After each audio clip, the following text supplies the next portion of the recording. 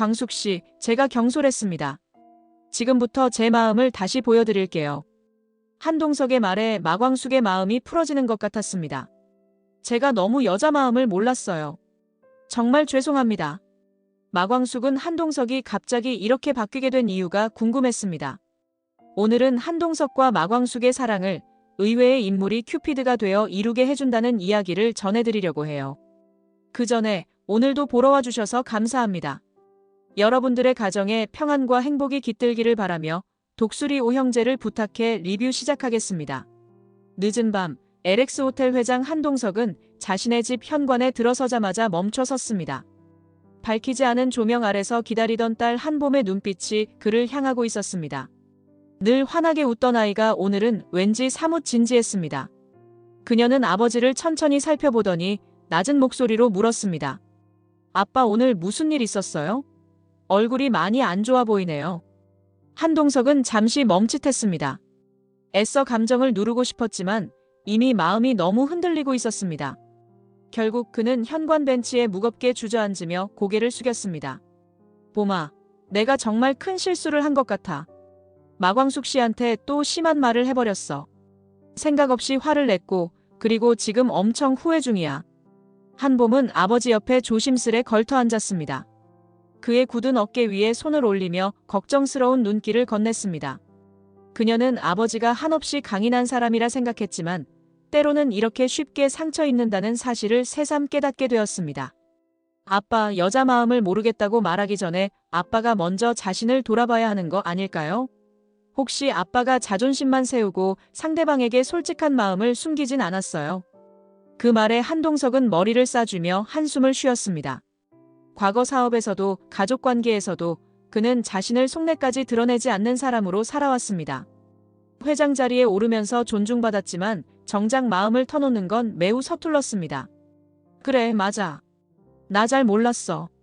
아니, 사실 이렇게까지 누군가를 좋아하고 신경 쓰게 될 줄도 몰랐어. 그런데 지금은 글쎄 그녀가 조금만 비난해도 내 마음이 다 으스러지는 기분이랄까. 그는 자신의 말을 하며 쓰라린 듯 입술을 깨물었습니다. 그토록 자존심이 높았던 사람이 스스로 상처받았음을 인정하는 모습이 한봄에겐 안쓰러워 보였습니다. 아빠, 여자들은 배려를 원해요. 거창한 이벤트나 커다란 선물보다 진심으로 나를 생각해주는구나라는 걸 느끼고 싶어 하죠. 한 번만 더 깊이 생각해보고 사과하고 싶은 마음이 있다면 지금이라도 하세요. 자존심은 좀 내려놓으라고요. 그 말에 한동석은 무언가 깨달은 듯 고개를 끄덕였습니다. 가슴속 깊은 곳에서부터 일어나는 후회와 미안함을 더는 억지로 누를 수 없었습니다. 사랑하는 딸 앞에서 체면 차릴 이유도 없었습니다. 그래, 내가 정말 잘못했어. 그런데 어떻게 사과해야 할지 모르겠어. 나도 처음이거든. 이렇게까지 누군가에게 마음이 가는 것도 그 사람에게 상처 준 걸 후회하는 것도. 한봄은 미소를 지으며 그의 손을 가만히 감쌌습니다. 방법은 간단해요, 아빠. 솔직하게, 진심으로. 그리고 아빠가 뱉은 날선 말만큼 더 큰 진심으로 다가가면 돼요. 한밤중에 고요가 흐르는 현관에 아버지와 딸의 손이 함께 맞잡혔습니다. 한동석은 비로소 이 모든 복잡한 감정이 어디서 비롯되었는지 그리고 어떻게 풀어나가야 하는지 실마리를 찾은 듯 했습니다. 세상 무서울 것 없던 회장이 딸 앞에서는 무방비한 아버지로 돌아와 스스로를 돌아보기 시작했습니다. 술도가 마당 한 구석에 선 마광숙은 달빛을 멍하니 바라보고 있었습니다. 가슴속이 뒤엉켜 밤새 잠을 이룰 수 없었습니다. 낮 동안 주고받았던 냉랭한 말들이 머릿속을 떠나지 않았기 때문입니다. 저 사람, 진짜 왜 나한테 그렇게까지 하는 걸까? 내가 뭔가 부족해서 그런가? 아니면 내가 너무 상처를 줘버린 걸까? 자책과 혼란이 번갈아 들며 머리가 지끈거렸습니다. 사업에 쫓기며 이미 정신이 피폐해졌는데 인간관계에서 오는 갈등까지 더해지니 더는 버틸 힘조차 남아있지 않았습니다. 결국 마광숙은 술도가 안채로 들어가 둘째 시동생 오천수를 찾았습니다.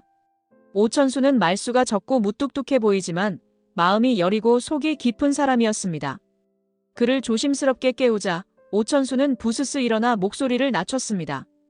형수님, 아직 안 주무셨어요? 어디 안 좋으신 거 아니죠? 괜찮아요. 그냥 얘기 좀 하고 싶어서요. 작은 탁자에 마주 앉은 두 사람은 조용히 커피를 나누었습니다. 마광숙은 문득 터져나오는 답답함을 숨기지 못했습니다. 솔직히 잘 모르겠어요. 한 회장님이 한편으론 저를 진심으로 아껴주시는 것 같은데 또 한순간엔 딱 벽을 치시는 것 같아서요. 제가 뭘 그렇게 잘못했나 싶기도 하고 그분이 원래 그런 성격이신가 싶기도 하고요. 오천수는 커피잔을 내려놓으며 조심스럽게 말했습니다. 형수님, 남자들도 생각보다 여려요. 상처도 잘 받고요. 저도 결혼해서 겪은 일이 있었는데 말로 잘 못 풀고 그냥 참다 보니까 더 꼬이더라고요. 그래서 그런 거구나. 상처받으면 그냥 말을 하든가 왜 자꾸 돌려 말하거나 갑자기 폭발하는지 모르겠어. 오천수는 슬며시 웃었습니다. 자신도 예전에 그런 적이 있었음을 떠올리며 고개를 끄덕였습니다. 솔직히 말해서요. 우리가 남자라고 해서 다 같은 건 아니지만 공통된 게 하나 있어요. 정작 내가 왜 이렇게 기분이 상했는지도 잘 모를 때가 많다는 거죠. 자존심 세우는 거요. 그게 오히려 마음이 약해서 더 그런 걸 수도 있어요. 그 말을 들은 마광숙은 잠시 멈춰 생각에 잠겼습니다. 한동석 회장이 보여준 극단적인 감정 기복이 어쩌면 너무도 쉽게 상처받는 마음을 감추려는 방식일 수도 있다는 생각이 들었습니다. 그럼 내가 오히려 그 사람한테 상처를 줬던 걸지도 모르겠네. 나는 그게 아니라고만 변명했는데 정작 나도 화만 냈던 것 같아. 오천수는 고개를 끄덕였습니다. 때로는 긴 설명보다 이렇게 진솔한 대화 한마디가 더 깊게 마음을 흔들었습니다. 둘은 한참을 더 이야기를 나누고서야 조용히 미소 지었습니다. 마광숙은 어느새 가슴 한구석이 조금 가벼워진 걸 느꼈습니다. 이른 아침 술도가 마당에 낯선 기척이 들렸습니다. 창문을 열어보니 LX 호텔 회장 한동석이 차에서 내려 천천히 걸어오고 있었습니다. 마당에 나온 마광숙은 눈앞의 광경에 잠시 당황했습니다.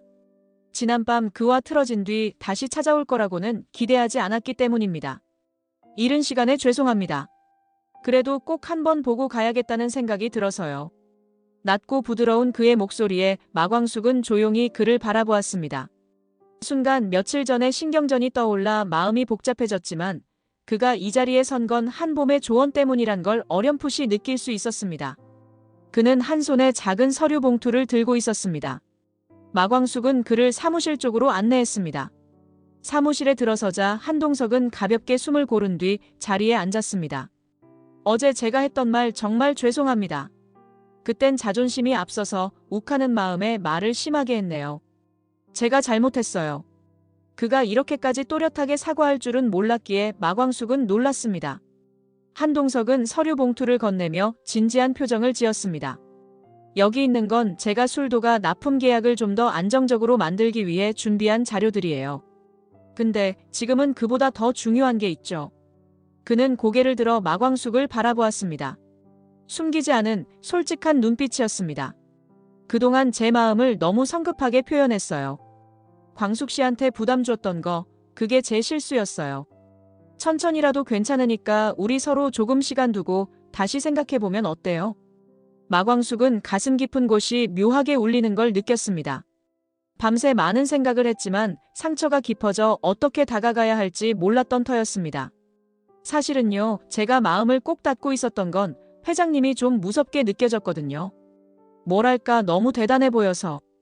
근데 제가 조금만 나를 세우면 회장님도 바로 같이 나를 세우시고 서로의 마음을 조심스레 꺼내놓으며 두 사람은 이제야 조금씩 이해하게 된 느낌이 들었습니다.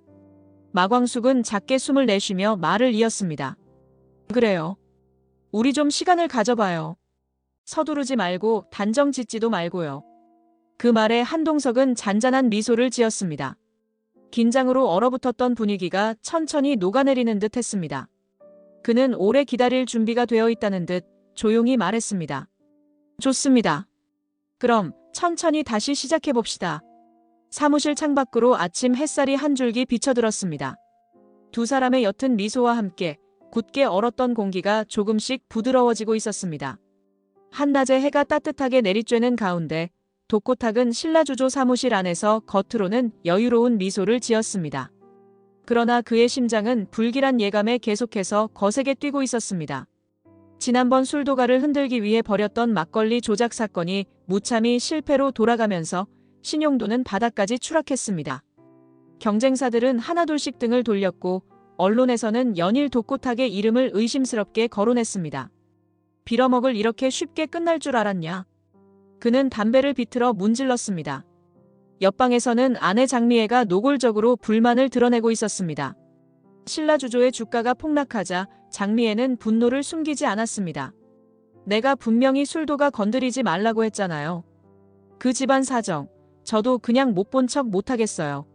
네가 뭘 안다고 그래? 그놈들이 내 자존심을 건드렸다고. 내가 이대로 물러날 놈으로 보여? 장미애는 고개를 절레절레 흔들며 방문을 닫고 나갔습니다. 독고탁은 곧 회심의 미소를 지으며 전화기를 들었습니다. 수화기 너머로 거친 목소리가 들려왔습니다. 회장님, 채권자들하고 얘기 다 끝났습니다.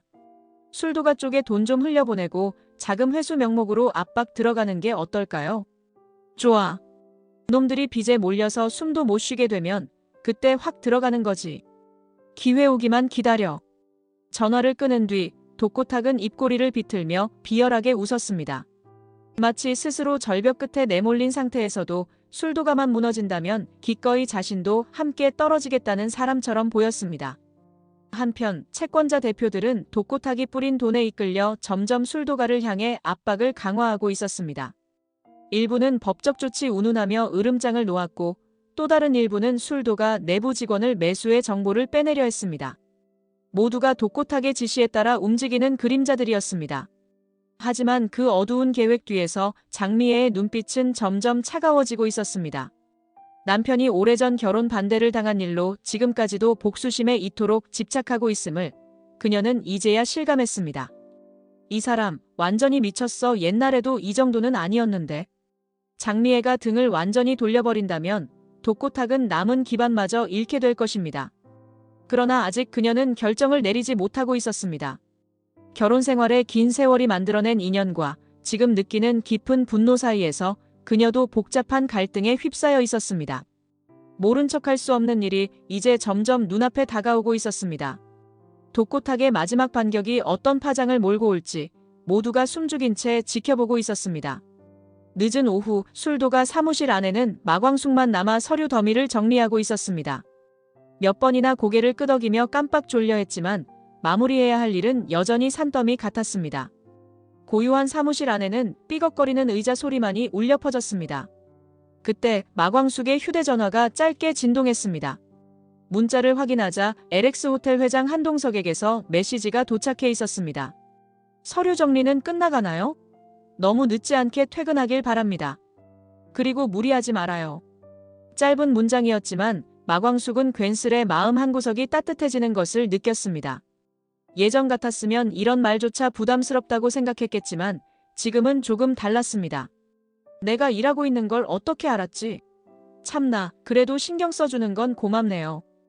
혼잣말을 내뱉으며 피식 웃음을 지었습니다. 사실 최근 LX호텔 측에서 술도가 납품량을 늘렸고 미국 수출도 순조롭게 준비되고 있었습니다. 그 모든 진행 뒤에는 동석의 조용한 조율이 있었습니다. 마광숙이 괜찮으니 더 지원 안 해도 된다고 했을 때도 그는 별말 없이 웃으며 받아들였고 대신 실무 과정에 불필요한 장벽들을 하나씩 치워주었습니다. 그 덕분에 마광숙은 조금씩 안정을 되찾고 있었습니다. 일이 아무리 바쁘고 힘들어도 혼자가 아니다라는 확신이 생겼습니다. 그러나 동석은 그 어떤 티도 내지 않았습니다. 다음 날 아침 출근한 마광숙의 책상 위에 작은 과일 바구니가 놓여 있었습니다. 정성스레 붙여진 메모 한 장이 눈에 들어왔습니다. 밤늦게까지 고생하는 마 대표를 위해 비타민 충전하세요. 어디는 말할 것도 없이 동석을 의미했습니다. 마광숙은 피식 웃으며 중얼거렸습니다. 꼭 이런 식이야. 은근히 챙겨주고는 또 말도 없이 사라지고. 마광숙은 복잡한 감정에 잠겼습니다. 누군가의 도움을 받는 건 항상 빚지는 기분이라 부담스러웠지만 이제는 그조차 편안하게 느껴지기 시작했습니다. 저녁 무렵 마광숙은 서류를 정리한 뒤 동석에게 문자를 보냈습니다. 고맙습니다. 길지는 않았지만 그녀 스스로도 자신의 마음이 조금씩 변해가고 있음을 느꼈습니다. 그리고 멀리 호텔 쪽을 바라보다가 어렴풋이 켜진 사무실 불빛을 보고 혼잣말처럼 중얼거렸습니다. 회장님, 아직 퇴근 못했겠구나. 밤 공기가 싸늘해질 무렵 독수리 술도가의 블루칩 오범수는 강의를 마치고 술도가로 돌아오고 있었습니다. 어둠이 짙게 깔린 시골길이라 불빛은 거의 없었고 그때 몇몇 그림자가 그의 앞을 가로막았습니다. 험상궂은 얼굴을 한 사내들이었습니다. 교수님이 이런 늦은 시각에 다니시면 위험하죠. 조심 좀 하셔야지. 누구십니까? 길 좀 비켜주실래요? 오범수는 차분히 대답했지만 그들은 물러서지 않았습니다. 이들은 독고탁이 고용한 인물들이었습니다. 술도가 식구들을 위협해 세리와의 관계를 끊게 하려는 목적이었습니다. 오범수가 슬쩍 뒷걸음질 치려는 순간 한 명이 흉기를 꺼내며 협박했습니다. 지금 잘못 건드렸다간 골치 아파질 거야. 세리랑은 다신 엮이지 마. 알아들었지? 바로 그때 오천수와 오강수가 나타났습니다. 술도가로 들어오던 길에 오범수가 누군가에게 둘러싸인 것을 발견한 것입니다. 형, 괜찮아요? 남의 집 앞에서 지금 뭐 하시는 겁니까? 오천수는 말수가 적지만 결단력 있는 인물이었고 오강수는 해군 특수전단 출신으로 신체가 단련된 상태였습니다. 두 사람이 동시에 다가서자 괴한들의 얼굴에 당황한 기색이 떠올랐습니다. 아, 뭐야? 아마추어들이 나대는 거야? 하지만 오강수는 단숨에 괴한의 팔을 낚아채 유도 기술로 넘어뜨렸습니다. 경찰 부르기 전에 꺼지세요. 더 다치기 싫으면. 오천수도 빠른 동작으로 다른 괴한을 제압했습니다. 갑작스러운 역공에 괴한들은 하나둘씩 도망쳤고 짧은 몸싸움 뒤 사방엔 싸늘한 정적이 흘렀습니다. 오범수는 놀란 얼굴로 두 동생을 바라보았습니다. 고맙다. 괜찮아요, 형? 어디 다치진 않으셨죠? 오강수는 어깨를 으쓱이며 말했습니다. 또 시작이네요. 이거 분명 독고탁 회장이 꾸민 짓일 거예요. 오범수는 세리를 향한 독고탁의 강한 반대를 이미 알고 있었지만 이렇게까지 노골적으로 괴한을 보내리라고는 생각하지 못했습니다. 분노가 치밀었지만 두 동생 덕분에 무사히 넘긴 것만으로도 감사한 마음이 들었습니다. 세 사람은 술도가로 돌아와 간단히 상황을 가족들에게 설명했습니다. 모두의 표정이 점점 굳어졌습니다. 와, 이건 너무하네. 경찰에 바로 신고해야 하는 거 아니야? 증거가 부족하긴 하지만 일단 형사님한테는 연락해 볼게요. 이미 독고탁의 악행에 질린 식구들은 이참에 뭉쳐 대응하기로 결심했습니다. 더 이상 당하고만 있을 수는 없었습니다. 비록 갈등의 폭풍이 불기 시작했지만 가족들은 서로의 의지가 되어 끝까지 버티겠다는 마음을 굳게 다지고 있었습니다. 해가 지고 술도가 마당의 커다란 은행나무에서 낙엽이 우수수 떨어졌습니다. 마광숙은 이번 달 채권 독촉 일정을 정리하며 깊은 한숨을 내쉬었습니다. 매일같이 이어지는 빈이야기와 갈등은 여전했지만 몇 달 전보다는 상황이 조금 나아졌습니다.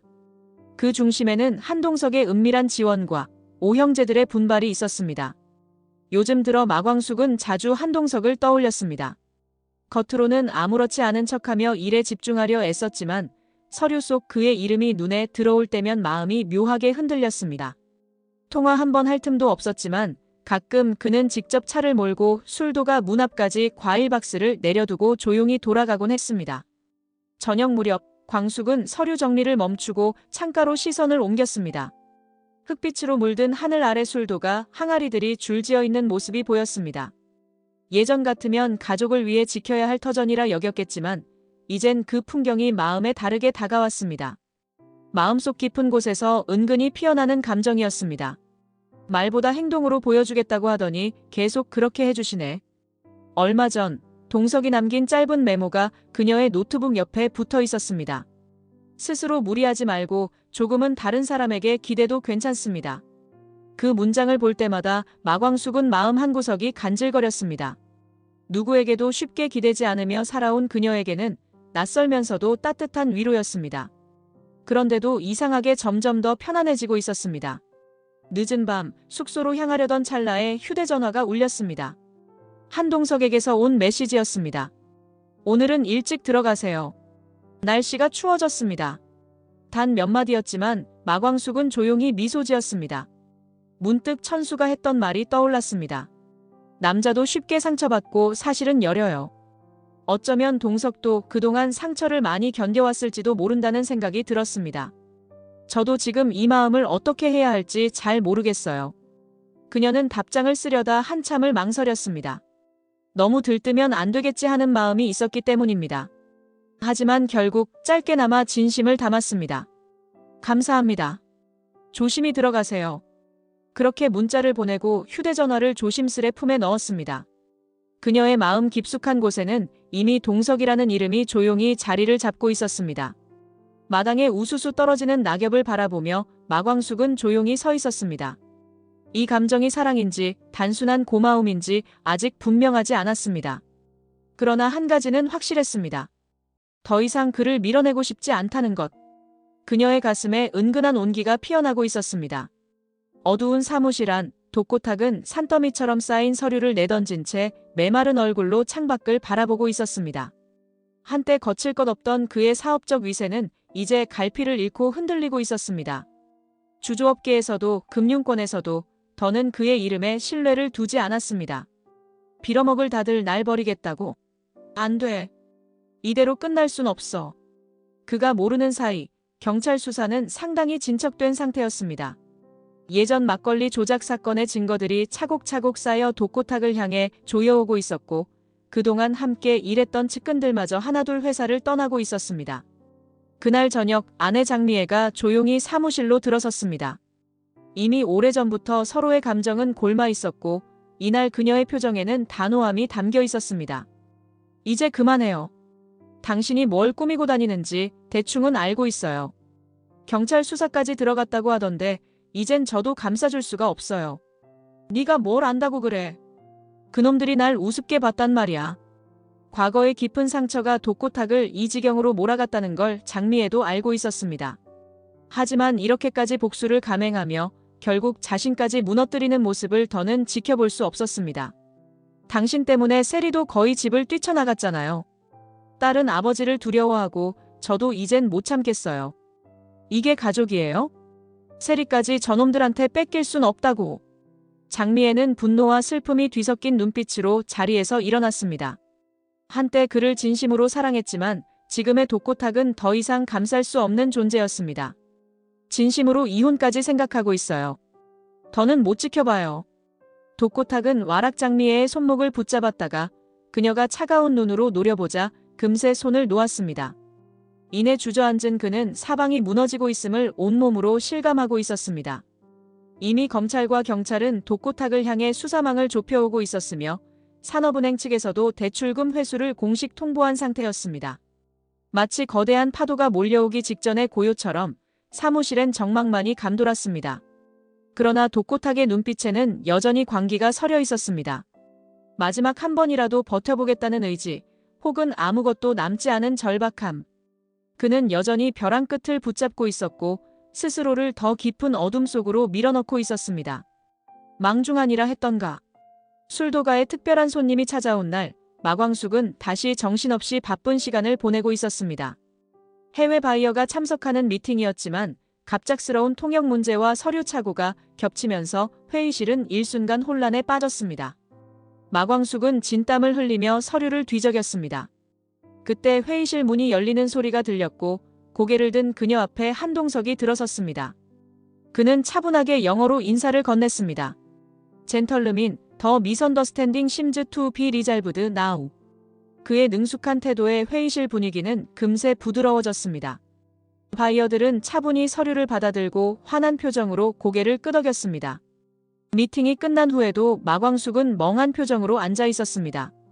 한동석은 그녀에게 다가와 부담스럽지 않은 미소를 지었습니다. 아직 마무리가 덜 된 부분이 있어서 제가 조금 도왔습니다. 사실 이런 업무는 마 대표님이 더 잘하시겠지만 이번엔 타이밍이 제가 좀 빨랐네요. 그의 말에 마광숙은 쓴웃음을 지었습니다. 고맙다는 말만으로는 부족했습니다. 하필 가장 정신없는 순간에 그는 마치 기다렸다는 듯 나타나 깔끔하게 문제를 해결해 주었습니다. 회장님 진짜 감사합니다. 그런데도 제가 또 짐 되는 건 아닐까 괜히 미안하네요. 짐이라뇨. 제가 할 수 있는 일이 있다면 당연히 돕는 겁니다. 그게 우리 모두를 위한 거니까요. 바이어들이 떠난 뒤 회의실엔 두 사람만이 남았습니다. 마광숙의 눈가가 붉어지려 했습니다. 피로 탓인지 아니면 안도감과 미안함이 뒤섞인 탓인지 알 수 없었습니다. 한동석은 조용히 물었습니다. 괜찮으세요? 오늘은 좀 쉬셔야 하는 거 아닙니까? 그 말에 마광숙은 눈물을 손등으로 훔치며 조용히 말했습니다. 저도 제 자존심이 있어서 쉽게 누군가한테 기대기 싫었거든요. 그런데 이번엔 진짜 어쩔 수 없었어요. 한동석은 입술을 굳게 다물다가 조용히 한숨을 내쉬었습니다. 솔직히 말씀드리면 저도 처음엔 겁이 났습니다. 괜히 나섰다가 부담스럽게 느끼실까 봐요. 그런데 생각해보니까 그냥 행동으로 보여드리는 게 맞다고 판단했습니다. 그의 진심이 담긴 태도에 마광숙은 다시 한번 울컥했습니다. 이젠 마 대표님을 누구보다 믿는다는 동석의 말 속에서 그녀는 오랫동안 듣고 싶었던 신뢰와 애정을 느꼈습니다. 과거의 모든 시간이 아쉬울 정도로 지금 이 순간이 더없이 소중하게 다가왔습니다. 정말 꺾이지 않는 마음으로 다가왔구나. 나도 이제는 피하지 말아야겠다. 마광숙의 마음 안에 오래 묵은 벽이 조용히 허물어지고 있었습니다. 요즘 들어 술도가 안방에서는 웃음소리가 자주 터져나왔습니다. 오천수와 문미수는 편의점과 술도가를 오가며 새 음료 개발과 간편식 코너 구상을 함께하고 있었습니다. 두 사람은 이를 핑계로 자주 마주했고 신혼부부처럼 티격태격하면서도 서로에게 의지하고 있었습니다. 미순아, 이거 어때? 막걸리 가루로 빵 만들어보는 거. 괜찮은데? 편의점 PB 상품으로도 낼 수 있겠다. 같이 해보자. 그 모습을 본 식구들은 둘이 정말 잘 어울린다며 웃으며 농담을 건넸습니다. 한편 오흥수와 지옥부는 문화센터와 작은 매장 운영 준비를 함께하고 있었습니다. 둘 다 성격이 뚜렷한 편이지만 함께 있을 때면 이상하게 케미가 맞았습니다. 이 토스트 가게 컨셉 확실히 잡으려면 제가 직접 홍보 영상도 찍어줄까요? 그럼 난 춤추고 네가 더빙. 어울리겠는데? 오랜 갈등 속에 지쳐있던 식구들이었지만 각자의 짝을 찾으며 서서히 화합을 이루고 있었습니다. 오범수 역시 딸 한이와 함께 술도가에 들어오면서 외로웠던 싱글데디의 삶에서 조금씩 벗어나고 있었습니다. 그들은 함께 식사를 나누고 마당에서는 작은 축제처럼 웃음이 퍼졌습니다. 장수의 사진을 바라보며 그가 살아있었다면 모두의 행복을 누구보다 바랐을 것이라 말하기도 했습니다. 우리 집도 결혼 러시 들어가는 거 아냐? 라는 농담이 나올 정도였습니다. 그러나 마광숙과 한동석의 관계는 여전히 묘한 분위기를 남기고 있었습니다. 서로의 마음이 어느 정도 풀렸음에도 불구하고 아직 명확한 결론은 내리지 못하고 있었습니다. 오히려 가족들이 평온해질수록 둘 사이의 미묘한 거리감이 더 눈에 띄었습니다. 어느 날 저녁 오흥수와 지옥분이 마당에서 신나게 춤 연습을 하고 있었습니다. 그 모습을 바라보던 마광숙의 눈에는 살짝 부러운 기색이 맴돌았습니다. 이를 눈치챈 오천수가 조심스레 다가왔습니다. 형수님, 혹시 요즘엔 마음 쓰이는 사람 없으세요? 마광숙은 바로 대답하지 못했습니다. 마음속에는 한동석이 떠올랐지만 아직 누구에게도 명확히 말하지 않았습니다. 그저 뭔가 결단을 내려야 할 시기가 다가오고 있음을 막연히 느끼고 있을 뿐이었습니다. 식구들은 그렇게 대화를 나누며 각자의 미래를 상상해 보았습니다. 예전 같으면 상상도 못했을 따뜻한 장면이었습니다. 다만 술도가에 울려 퍼지는 웃음 사이로 마광숙과 한동석 사이의 아련한 간격만이 조용히 남아 있었습니다. 모처럼 찾아온 평화 속에서 술도가 식구들은 하루하루의 일상을 새롭게 즐기고 있었습니다. 삐똑촉의 압박도 한결 줄어들었고 신라주조의 독고탁은 수사에 집중하느라 더는 술도가를 건드릴 여력도 없었습니다. 모두가 한시름 놓은 상태였습니다. 그러나 어느 날 아침 술도가에 찾아온 한동석은 여전히 아련한 눈빛으로 마광숙을 바라보았습니다. 오랜만입니다. 다들 잘 지내시는 것 같아 다행입니다. 마광숙은 무슨 말을 해야 할지 몰라 잠시 머뭇거렸습니다. 서로의 눈이 마주쳤지만 그 뒤로도 말없이 시간이 흘렀습니다. 조심스러움 때문인지 그저 침묵만이 둘 사이를 채우고 있었습니다. 주변 사람들은 대부분 사랑이든 일이든 안정적인 자리를 찾아가고 있었습니다. 오천수와 문미수는 결혼 이야기를 조심스레 꺼내고 있었고 오흥수와 지옥부는 사실상 동거에 가까운 매장 공동 운영을 준비하고 있었습니다. 오범수는 딸 한이와 함께 술도가 식구들 사이에 완전히 녹아들었습니다. 그에 비해 마광숙과 한동석은 서로 좋아하는 마음까지는 확인했지만 마지막 한 걸음을 내딛지 못한 채 머물러 있었습니다. 사무실에서 차 한 잔을 마주한 두 사람. 한동석이 조심스럽게 입을 열었습니다. 전에 말씀드렸죠. 제 마음은 이미 정해졌다고. 그런데 아직도 기다려달라고 하신다면 저는 괜찮습니다. 아무리 오래 걸려도 괜찮아요. 중요한 건 마 대표님의 마음이니까요. 그 말에 마광숙은 살짝 흔들렸습니다. 당장 좋아요라고 대답하고 싶었지만 뭔가에 걸려 있었습니다. 자신이 짊어진 책임, 두려움, 그리고 고 오장수에 대한 미안함까지. 감사합니다. 그런데 참 이상하죠. 좋은 분 만난 건 알겠는데 자꾸 겁이 나요. 더는 상처받기 싫고 또 누군가에게 짐이 되긴 싫고 그런 생각이 겹쳐서요. 한동석은 고개를 조용히 끄덕였습니다.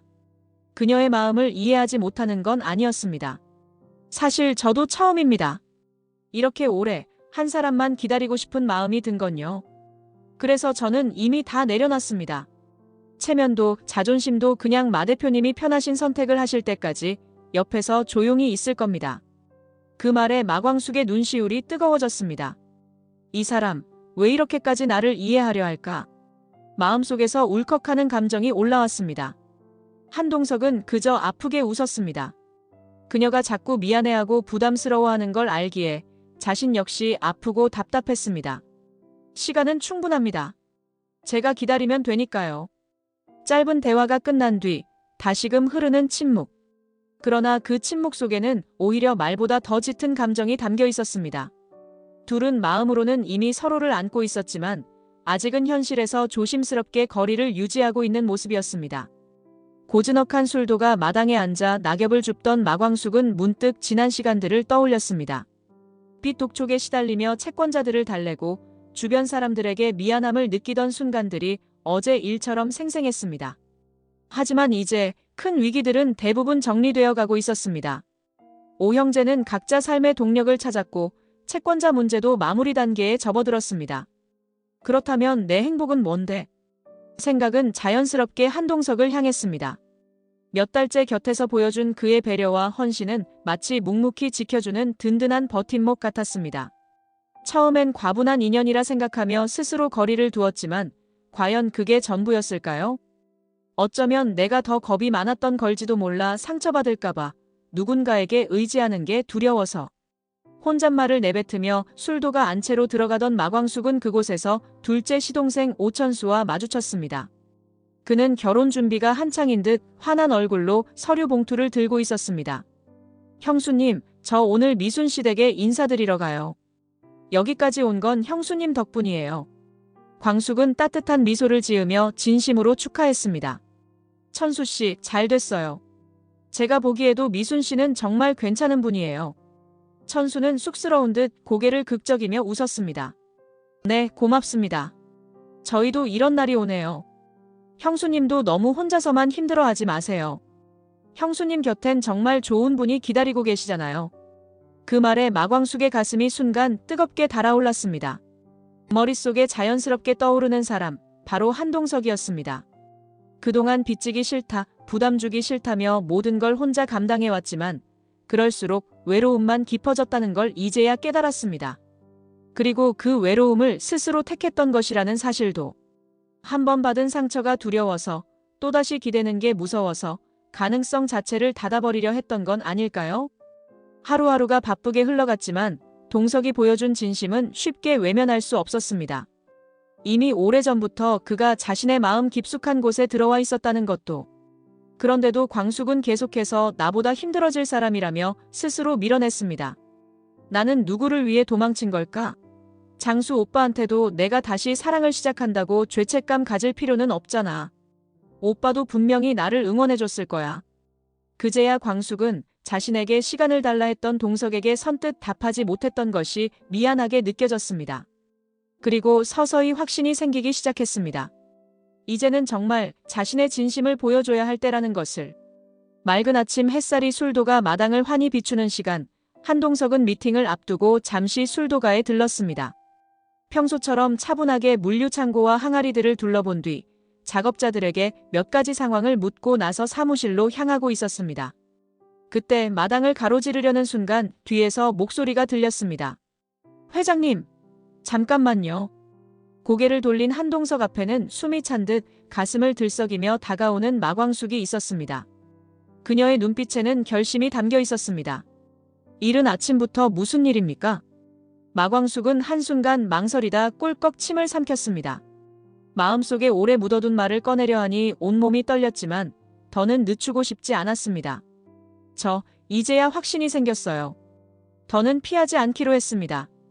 한동석은 그녀를 바라보다가 그 말의 의미를 알아차리고 조용히 눈을 깜빡였습니다.